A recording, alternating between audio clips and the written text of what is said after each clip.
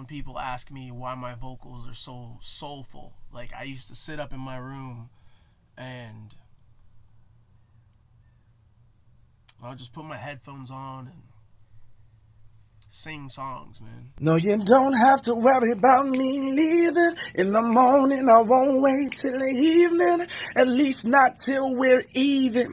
Like, I would just, even to the point of where my voice would just break. Like, and I couldn't sing anymore, and over singing. Never having vocal training, just forcing myself to learn how to sing because writing poetry and speaking words from a page weren't doing anything for me anymore. So, listening to like Gavin DeGraw and a lot of gospel music because, at some point church just didn't make sense to me anymore because of the negative side of church, which that's a whole nother aspect of issues that I've, come across in life. Just going to high school, even at times, was just an outlet and a way for me to get away from all the negativity that was sitting in front of my face every other day, if not every day.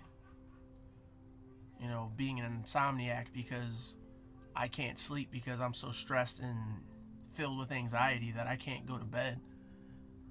Waiting for the sun to come up just so I can see something that helps me feel like I don't live where I am. Like, I respect where I'm from. Some things I didn't like, but I also had a lot of positive memories too, and all the negative things that have happened have, they've made me stronger, and without those things, I'm sure I would not be the artist or the type of person that I am. So, it's a gift and a curse at the same time. And it's like some of the craziest stuff because, like, one of my neighbors, he's straight up just, most people wouldn't consider him a good person at all. I'm not going to go into detail about anything right now, but on the opposite side, there's a person that, votes, cuts his grass every, how often you're supposed to cut your grass, worked a factory job for years, just was the upstanding citizen. And it's just funny because it's like I'm just sandwiched in between these two total opposites. And it was like showing me what life could really be like. And I have memories of both sides of that. The summer before my sophomore year of high school, this was probably in the heyday of us arguing and fighting all the time before I moved out. And there was one day, like, it got so bad that me and my brother, our room was in the attic. We each had a bed up there. And it got to the point to where my brother would just sleep on the couch and I would stay in the bedroom because we fought so often.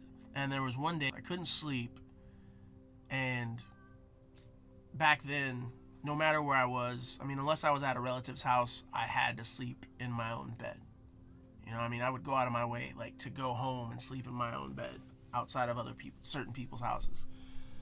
And that night I couldn't sleep, like, at all. Like, it got to like 3, like 2 or 3 in the morning, and it was just, something was so completely different than any other, like, anxiety ridden, just insomniac night. And so I went downstairs and I passed out in the recliner, and it was like clockwork. It was like 2 minutes later, like, I don't even remember falling asleep type thing. And I remember waking up and, like, someone's just banging on our front door, and the house, like, I didn't even realize it was full of smoke. Like, I didn't even realize it. Like, I was that much in a dead of sleep.